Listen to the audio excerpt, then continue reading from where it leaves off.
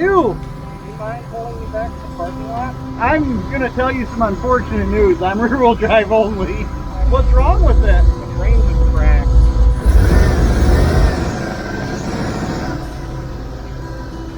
Bring her down. I'm gonna bring her down a bunch, and we'll just see if we can't get me out.